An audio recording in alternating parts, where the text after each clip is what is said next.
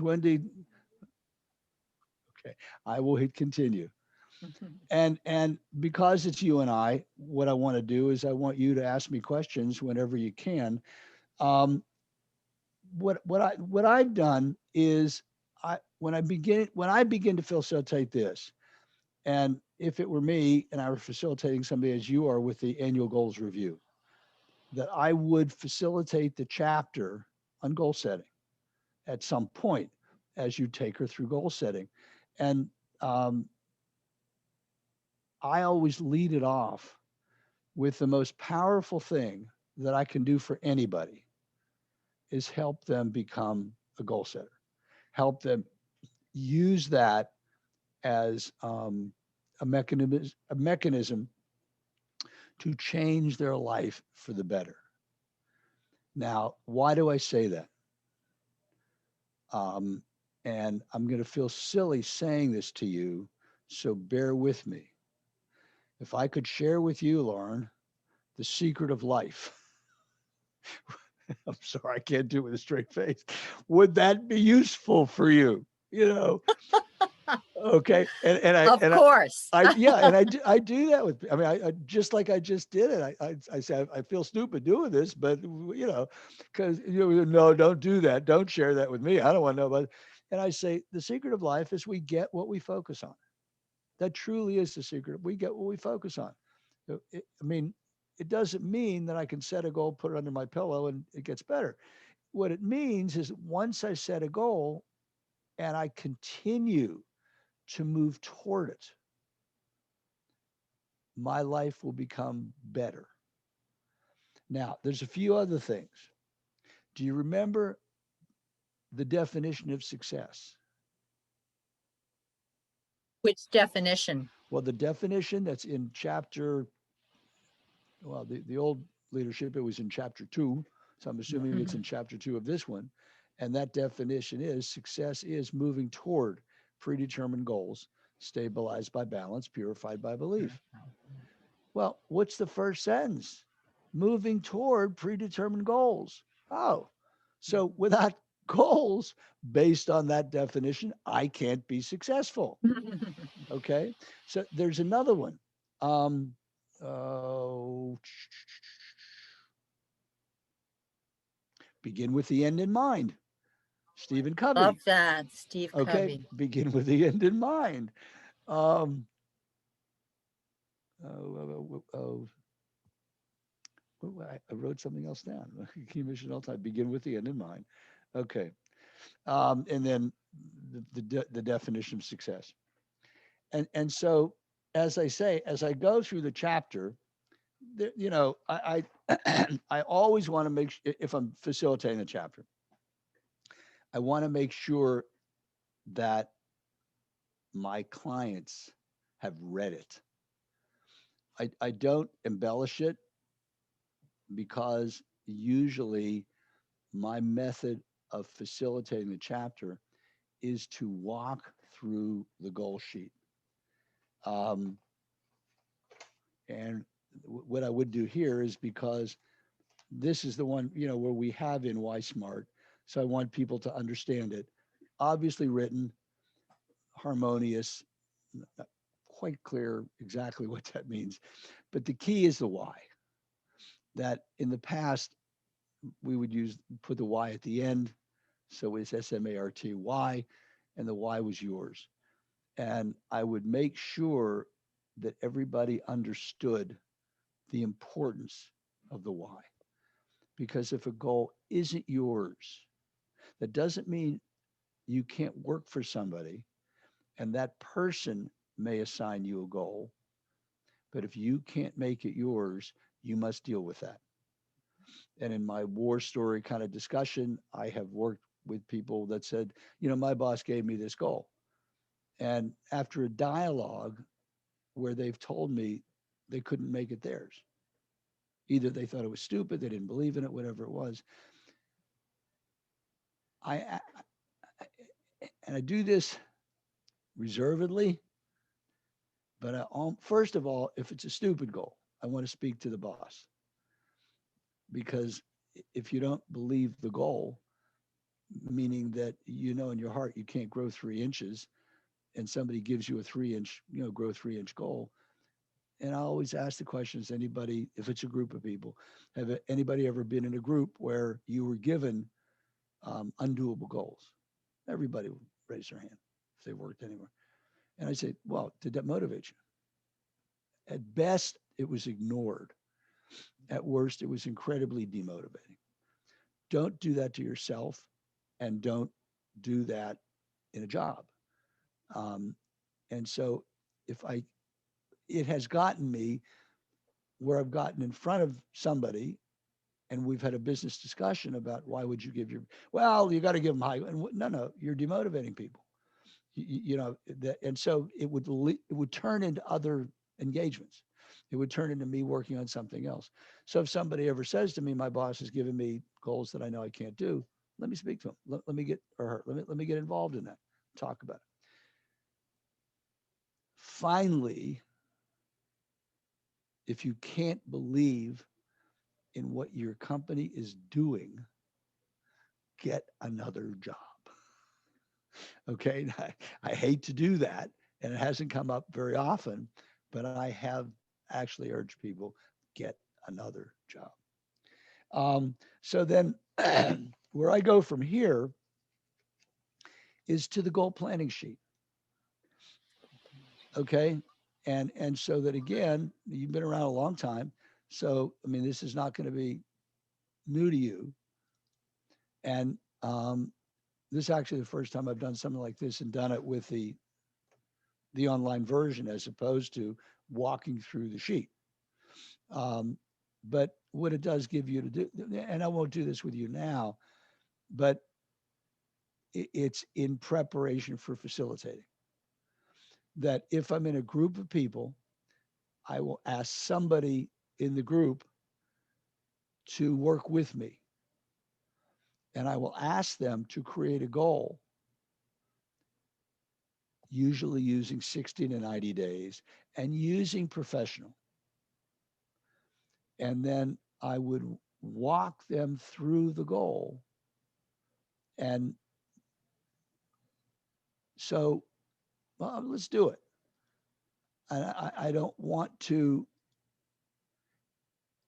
let me see. Give me a goal that you might want to create for the next 60 to 90 days. Engage 5 new clients. Say it again. Engage 5 new There we go. clients. Engage. I missed the first word. Engage 5 new clients. Okay. So if, let me put add, and it should go in there. It's saved. There we go. So now what I would ask you, okay, got that, is I would ask you to give me, well, today's date's obviously the 7th. Yeah, I know that's the 7th, but it's not giving me today's date. I've only worked with this a couple times. It's not giving me today's date. So what's the target date for the 5 new clients? Well, let's make it September 7th. Great. And today's date is obviously June 7th. Okay. Now let's find out if this is a SMART goal. Okay. If I were to ask you, is it specific? Okay. If I were to ask you, is it measurable? Certainly is. Well, okay. See, specific and measurable are very different. It certainly is measurable because you put in 5. Okay. But do you want these to be men? Do you want these to be women? Do you want these to be short people? Do you want these to be tall people? Do you want these to be people that live in or about New York City? Because I'm assuming that's where you still are. So what I'm saying is In fact, let me just do this. This gives me the whole side to look at. If there's a difference between I want a car, I used to use this one a lot, and I want a red Jaguar convertible. They're both cars, but there's a difference. And so that, again, that's why I asked the question. Well, I'll give another really good one. A chair and a chair in my grandmother's living room or my grandmother's rocking chair. Because specific means I can count, measurable means I can count it, and it's the next step below fungible. Okay. So we want the goal not to be fungible. You understand what fungible means? I do. Okay. We want the goal not to be fungible. We want it to be specific. So how can you make this goal more specific? Arnie, I don't need to. Okay. You might need to, Well, but I don't need to. I understand that. But how might you make it more specific? I could say I want 5 new coaching clients. Ah, okay. So let me see how we do that. It took it away, or did it take it away, Wendy, or it just put it somewhere else? Wendy, you're not there. I see it on my screen. No, what I I'm see saying, it. Yep. I'm trying to add to this line here, where it says 5 new clients. He wants to add the word coaching I between want new to add and the word clients. coaching clients. Well, what you'd want to do is start it again. Oh, so I have to take the whole thing out. Is that correct? Just to add, just for the sake of this, just to add new goal. Okay. So we're doing that, but add new goal. Okay. Yep. So we can't. Okay. So If it's you can 5 delete- new coaching clients. Because Okay. what you'd want to do in the system is save it and then go down to edit. Okay. But rather than do that, that's why I said just do a new goal. Okay, I will do that. Now, again, Lauren, let me suggest to you why, if you're working with somebody, I would urge you to do it because, good, okay, we got it. 5 new coaching clients. Is the reason I would urge you to do it is because if you want,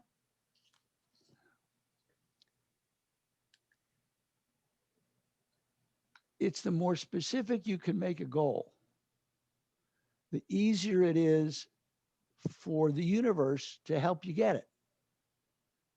And so when you're working with somebody, you want them to truly hone in on what it is they want. And that's the reason for specific. Mhm. Okay, to take it out of the generic and make it specific. And the more that they can do that, which is why when somebody uses a picture board, it's great because you're creating a picture of that which you want. So many people have been successful doing that.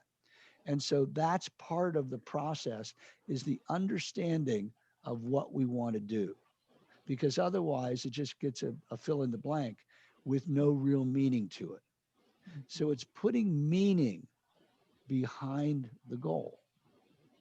And that's the reason for specific. And okay, so I'll let it go there. But when you're working with somebody, I would urge you to do that. It's worked for me a lot. It helps people begin to understand it better. Then we get to the second part. Oh, well, specific, measurable. Now, is this an achievable goal for you? It's achievable, Yes. yet realistically high. Okay. So I don't mean to be cruel, but in the last year, how many coaching clients have you got? I'm not taking the last year as an example. Okay. Sorry. Because you're saying that because of COVID? Yeah. Okay. See, so that again, when I'm working with somebody, if I'm working with a child and they set a goal to brush their teeth, and they're 5 years old, that's realistically high goal. It's probably realistic. If they're 3 years old, it's probably not realistic.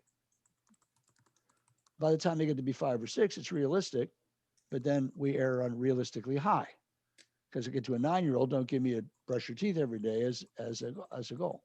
So that's a fine line balance in anybody, to be in that sweet spot of both achievable and realistically high. And so that's why I want people not to just gloss over that, but I use the metaphor again. Most people may be able to lose 5 pounds, but they can't grow 3 inches.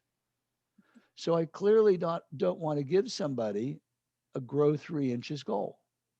They will frustrate themselves and make a mockery of the goal setting process.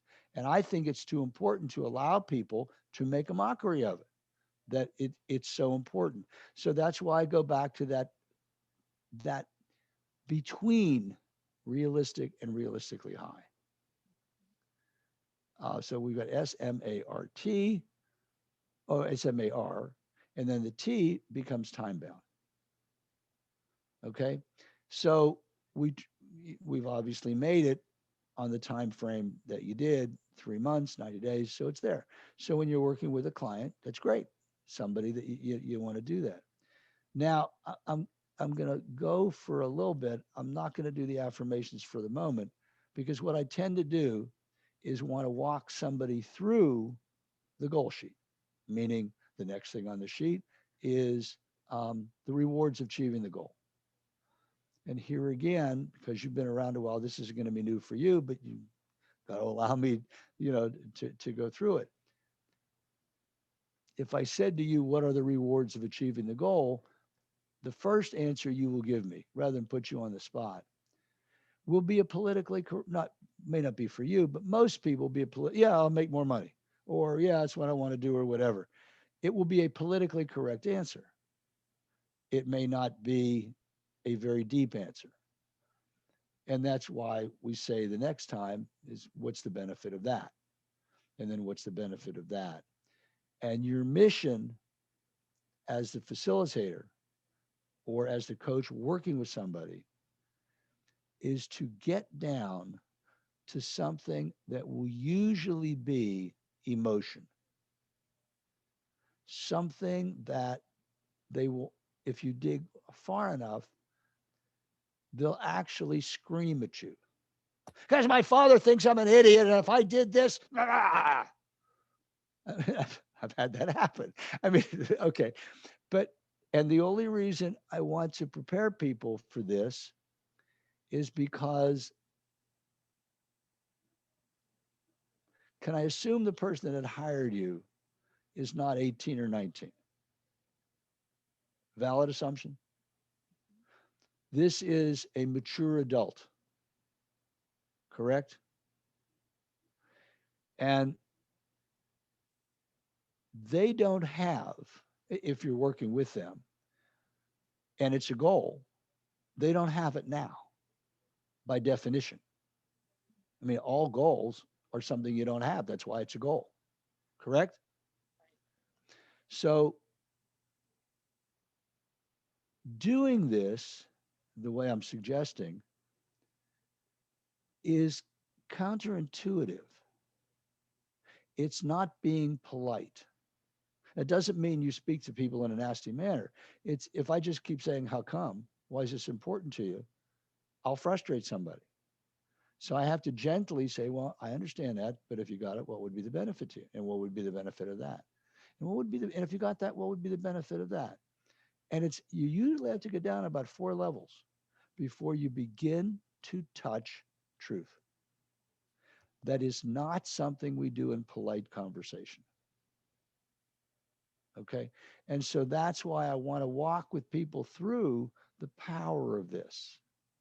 And when I said it, the goal setting is the most powerful thing you can do, is because what you're doing is you must build up in people the motivation to change. Because if you're working with somebody for a long enough period of time, meaning I'm assuming you're going to work with this woman, or I'm assuming it's a woman, for a couple of months. Do you think that? Yeah. And hopefully you're going to work with her longer than that. The odds on her accomplishing the goal, if it's in that achievable but yet realistically high range, she is going to begin to falter because she will run into the same resistance that has come up for her in her life up to now. And so it's the job of the coach when the person hasn't done the solutions for the obstacles. I didn't make the calls. I didn't do this. I didn't do that. The question isn't to, nah, nah, nah, nah, nah. That's not, the question is, how come? And I'd like to have $1 every time I would have a coaching session come up and somebody would want to cancel the question or cancel the session. And how come? Well, I didn't do what we said I was supposed to do the last time, so I don't want to have the session. Now, my job is if I allow you to cancel the session, I'm not helping you. What I really need is let's talk about how come. And I whatever I have been given every answer I think under the sun for why we didn't do something. And almost all of those you can talk through. How come? Now, sometimes the how come is when I said it, I thought it was easier than it was. I thought I could do that between now and whenever. Okay. And so what happened? Well, if the answer is it was tougher than I thought to do what I said I could do, what might your answer as the coach be? Tell me more. Okay. Why? Okay. That's good. Tell me more. Say more. And somebody will begin to squirm and whatever. But ultimately, you will get why. You will get the how come. Now, if they really did learn how difficult something was, and it wasn't that they just weren't getting out of bed, it was really tough. What's the solution for that?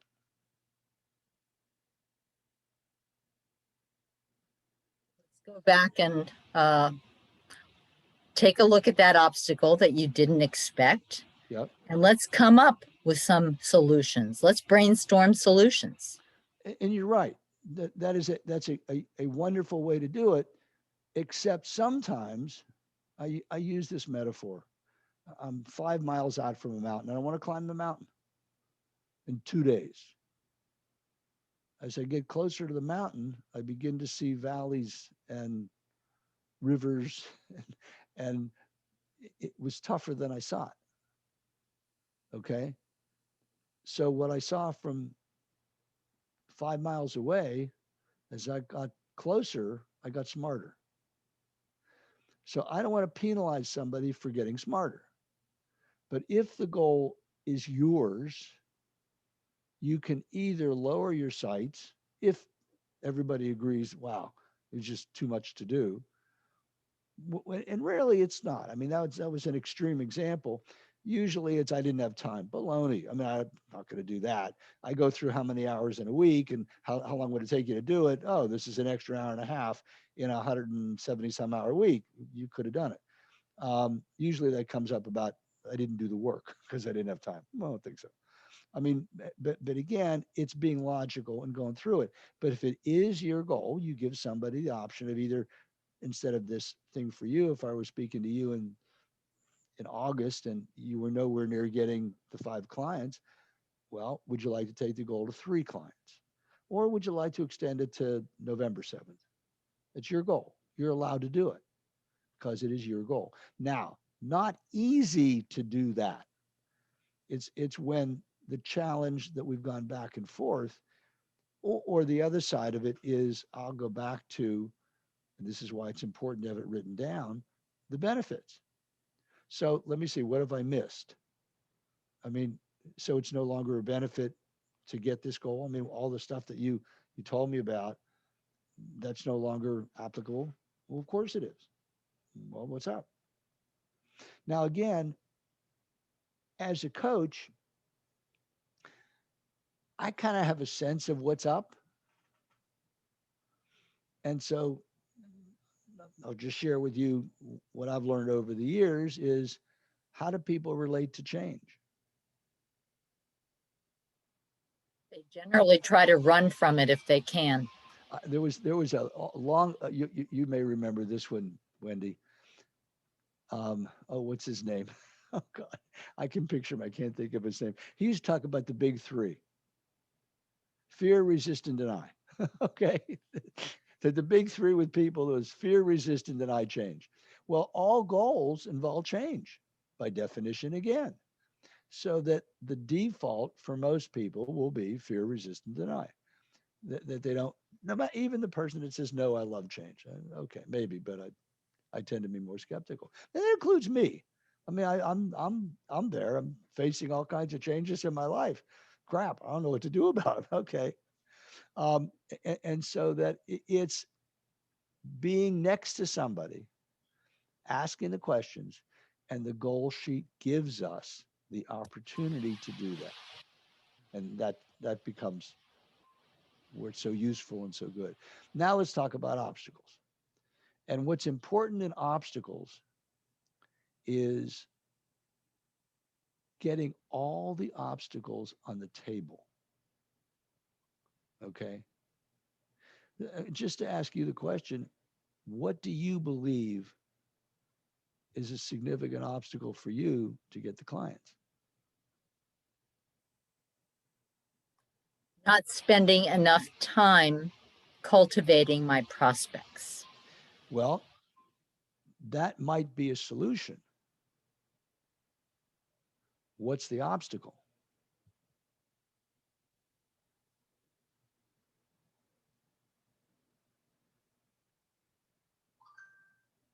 I think my obstacle would be not keeping my goal and my rewards clearly in mind. Okay. So I put that down under possible obstacle. Keep it clearly in mind. But I think that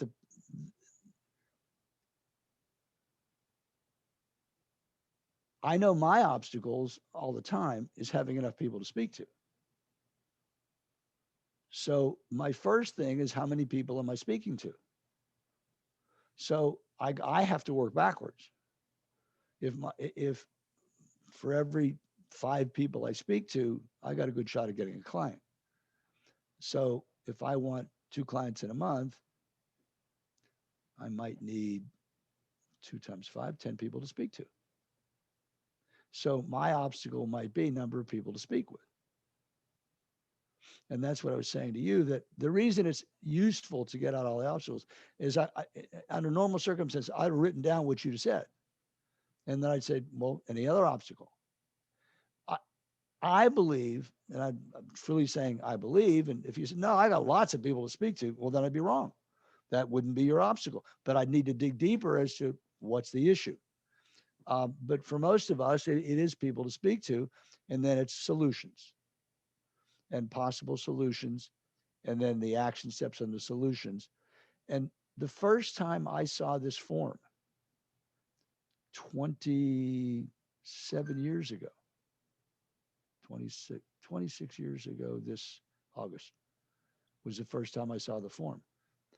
I thought it was brilliant because if you just followed the steps, all things would become clear. Doesn't mean I get everything, but it would walk me through what I needed to do. And I have never lost that sense of awe because of how good it was. And so that as you walk through these things, as you go through them, it, it, it is truly a structured game plan. Now, again, for me, that goal setting sheet process handles a lot of things. That this is the goal sheet for an individual. It's also for a company. What does the company want to accomplish? If it accomplishes all the same things, by what's the time frame? All the same things. And so even if I'm not doing a strategic plan with a company, if the person that I'm working with is a business owner running a business, let's take it to the business and not necessarily you. And so this becomes that. It becomes the game plan for that. How to deal with that. What was the, oh, you do understand how to use it as a sales tool. Tell me more about that, Arnie. Okay, I meet you at a network setting or however we meet. And we have enough dialogue that you're comfortable sharing information with me.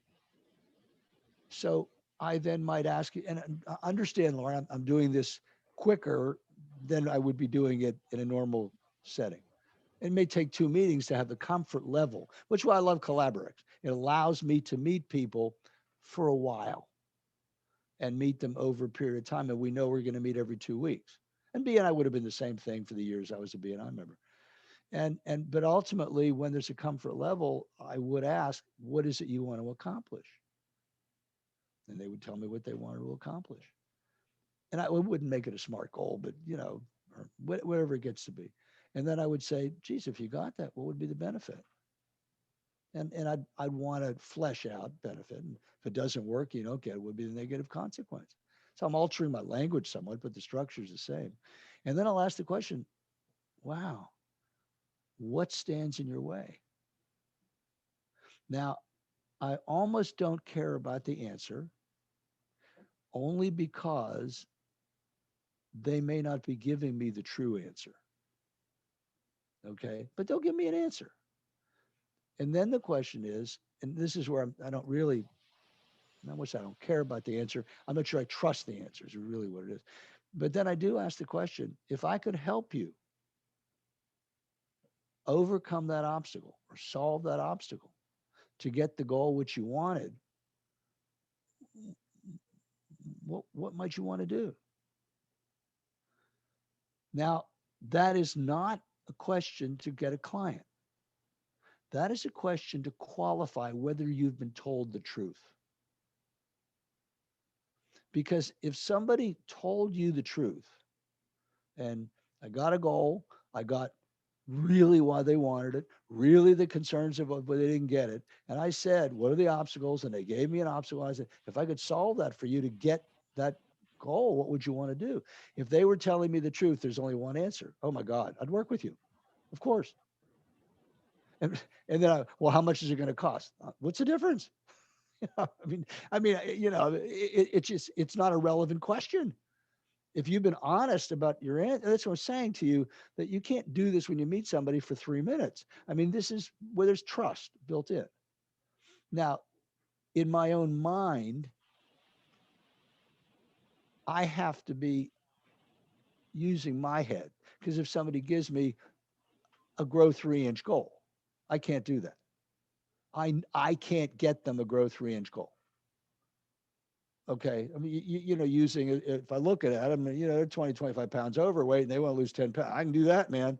I mean, it's just, we come out with diet and exercise program and do what we're going to do and they'll lose, 10 pounds metaphorically, they have a business, they're successful and they want to do 10 or 15% more business. Okay. I mean, unless they're selling buggy whips and we're killing horses, but the point being is I always say to somebody, if you're selling something profitable, you can sell more. I mean, they're just have meet more people, understand it. And, I mean, we'll go into that, but the point being is that's what I mean by it's a great sales tool. That's what this is like the mother's milk of everything. This particular thought pattern of the goal sheet. Now, the one thing we haven't talked about on the sheet, and what was it? Affirmations. Yes. Now, I need to ask you a question as a coach. What are your thoughts on affirmations? Honestly. I love them. It was Okay. not until I came into coaching that I had any familiarity with them. I Okay. did not use them in my business world or even in the not-for-profit world. Okay. But when I became aware of them and started talking with people, fellow affiliates who Yes. use them regularly to positive effects, Yes. um, yeah, I began to see the power of affirmations and have used them successfully. That you've answered my question, because this is what you have to share with a client. You have to, because I can only give you a personal anecdote, but it was, I don't think it's, you kind of said a similar kind of thing, that until I became aware in this network of affirmations, because even when I started doing this stuff, I tried to skim over it because I thought it was kind of stupid. Oh God, I'll put something on a note card and I'll say it 10 times, it's going to change my life. And I, but then, like you, I never forget Ray Overdore telling me his story in front of a room. I respected Ray. It's good enough for him. I'll give it a shot. And it changed my life. And I true story. I mean, a story where I'd done something and put it as an affirmation, and it all came out. It worked, and it scared me because it was counter to my purpose. But I got what I said I was going to do. And as I always say to people, I'd never use it again. But because it was an affirmation that I'd make X dollars or something like that, and and I got it. I mean, to the dollar, it was incredible. But it, I thought it was it didn't feel right to me. Okay, okay. But I then began regularly to use affirmations, and I saw the benefit of it changing my life. And in fact, if I go back over the last 25 years of how wonderful my life has become, it was a wonderful.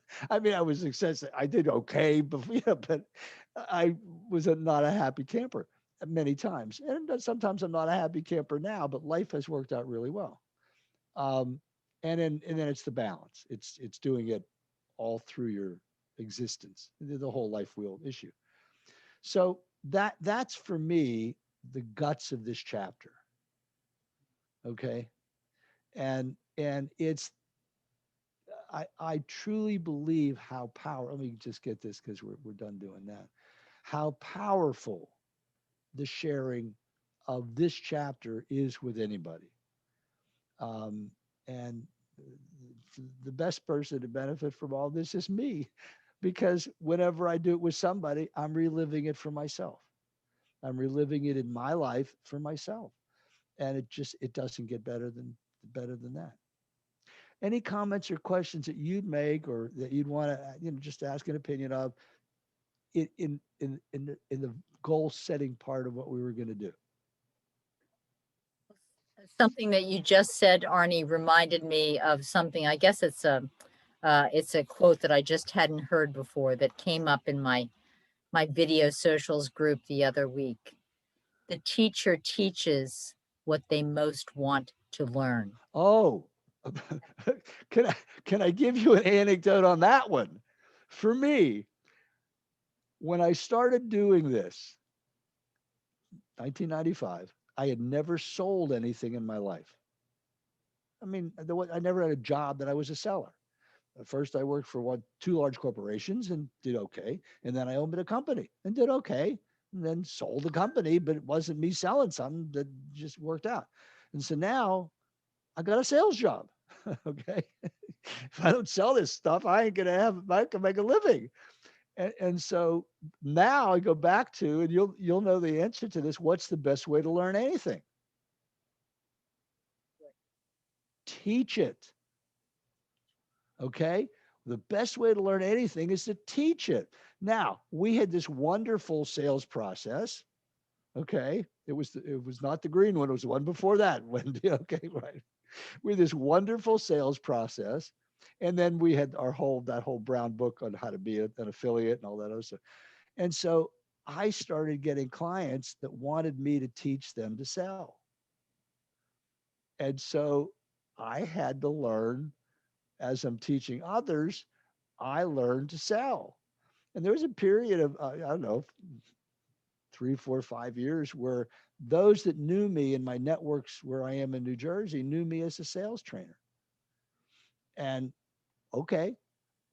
And so, and I discovered a number of professions, um, accountants, okay, that I actually was asked by an accountant, and I was, Tammy might remember or not, I don't remember, but she wanted to get CEU credits. She was going to work with me, but she wanted to get credits. So I had to get approved. And so I went and I filled out all the stuff to get approved for CEU credits for accountants.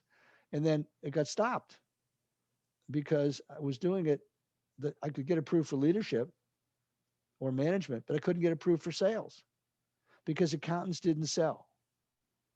So I couldn't get approved for sale. Okay, so I stopped doing it. It didn't. But that for me was the funny. I love the story.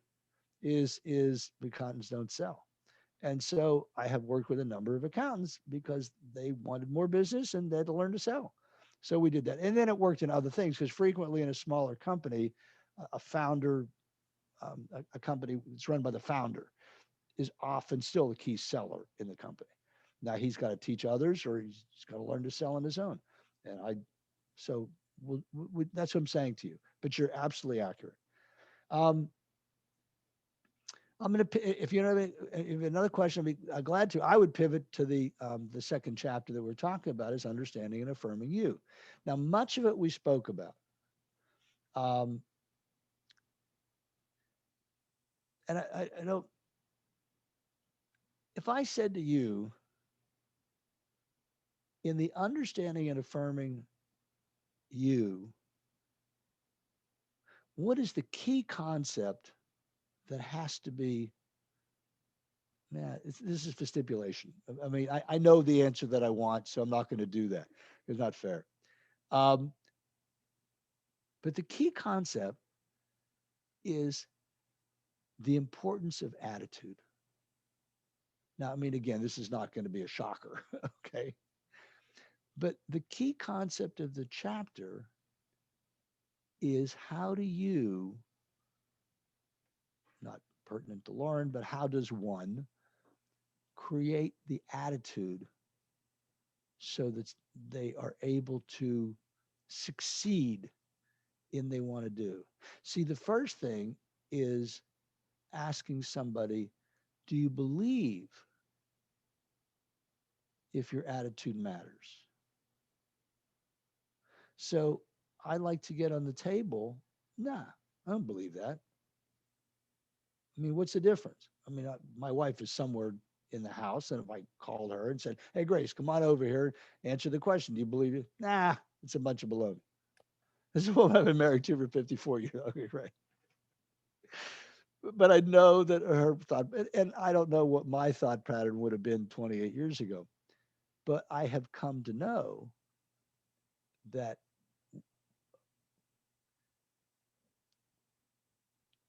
are you aware in subatomic particle physics, they actually can demonstrate that the attitude of the experimenter has has a very strong impact on where that atom or molecule will be. Okay. Now, I mean, and if you have never, I mean, I got involved reading about this to the layperson and began to understand that. And there's a number of things like that. Um, oh, there's a particular factory that was being studied in the 30s. Um, and the name is escaping me for the moment. It'll come to me if I think about it. But they were trying to understand effect on productivity. And I remember they did two things that they felt if they painted Oh, they upgraded the lighting. That was first. They upgraded the lighting in this factory, and when they measured, productivity went up. Then what they did is, okay, let's see if we paint the factory. So they painted the factory and they measured the productivity. Productivity went up. And they didn't do anything, but they measured the productivity and the productivity went up. So what they learned was it was the measurement of the productivity. It's a famous experiment. And that when people were being measured, it always works that way. When you begin keeping score, okay, well, this works in many ways. Now, I usually go back to, and this isn't in a book, it's something I've learned over the years. Most humans work at between 80 and 120%. Okay, that will exist in our lives working about 80%. And for short times, we can be ultra motivated and go up to 100. And sometimes we can be really motivated and go up to 120%. We can't do this indefinitely. And when I work with a company, I want them to know they if they need to be at 100% productivity to be profitable, they're in trouble. They've got to be profitable at 80% because that's how most people will work. But during short periods, we can change that. So sometimes it's how do we get people to do that? How do we get people to step outside of themselves? Okay. And that's it's an attitudinal change. It's a belief change. Okay. I'm involved in something else now where I'm doing a whole thing on going back to the Simon Sinek video. He did the first time in 2010, The Power of Why. But this whole I'm using this as a touchstone and something else I'm doing. But that's an attitudinal component. It's affirming you. It's what it is. And then what I tend to do is go over. This is interesting. I remember the four in the last version it was 4 steps, and this is 6, but they're very similar to the same. And so I'll go over that when you're doing your affirmations. And then what I would say, by the way, I didn't say this, but what I would do is, and I think I got this from Ray, I didn't make it up, but I've done it so often, um, is I'd make people a bet that when we're doing the goal setting, I'm going over affirmations or whatever it is, I would I would want to get somebody that really didn't believe that it would work. I said, okay, I'll make you a bet. I said, here's the rules. Create 4 to 6 affirmations, and they got to follow the rules. They got to be positive. They they got they have to be stated first person present tense. And I'll go back to that in a minute. They have to be within the realm of your belief. You got to believe it. I've got it written down. Directly related to your goals. And I could do the 4 right off the bat. Directly related to your goals. And they must be specific to you. We's don't work. I's work. Now, why do they think they need to be in the first person present tense? I already said about the I. That's first person. First person present tense. Why must it be present tense? That's where the power is. Say more about that. As soon as I say the words, I am, You got it. What happens if you say I will? I just pushed it off till tomorrow. And I love it because I think Doug does stuff about how to explain this scientifically. And every time he does that, my eyes roll over because I like magic. Okay. I don't want to know how it works. I want to know that, okay, it's magic because the, the, what you focus on is what you get. So if you focus on I will, it's in the future. I am now. And then there's another side as one studies in the Bible, well, at least the Old Testament. The New Testament doesn't quite do this so much, but in the Old Testament, there's so many stupid contradictions. I mean, I don't mean as frivolous I said, but there's contradictions. Okay. And so what the religious scholars over the centuries said, there is no time. Everything is now. Okay. So I am a better person. I am smarter. I am, oh, not, yeah, it's okay. I am, or whatever it is. I am a great coach. I am a terrific benefit to my client. Okay. I help each client that I work with so that it's now. I mean, and that's the power of it. Oh, it's some, the fourth one here that wasn't in the last one, something you want to become. Okay, that's good. As long as it's now, it's now. And so, and then the last thing I wrote down here as part of this is attitudes fuel behavior, which creates results. Now we know that. And I still, from the old time, is you work backwards. Okay. Results, behavior, attitude. So attitude fuels behavior, which fuels results. So if I want different results, I must change the behavior and I must change the attitude. Then there's one other thing, and it's the last one. I'll do that. How do you know if an attitude is a good or bad one?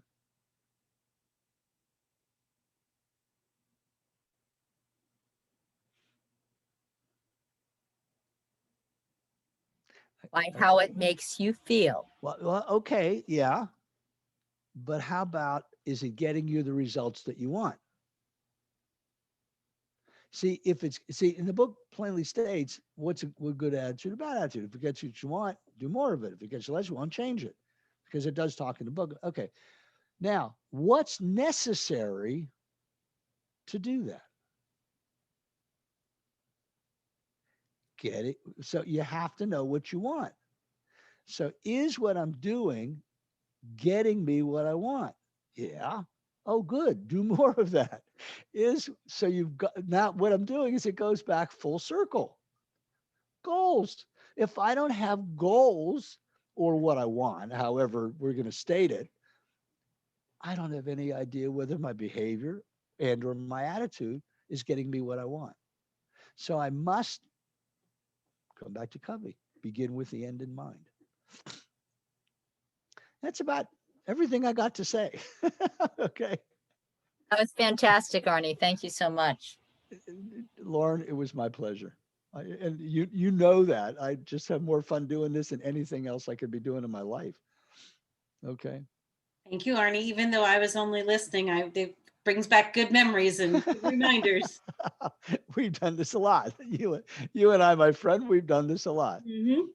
And that's truly the case. And as I, and anything is, anybody that I've had any interaction with in my life, they have the right to come back to me, with a full money back guarantee all the time. Okay, great. So this wasn't useful. We'll refund your money for this.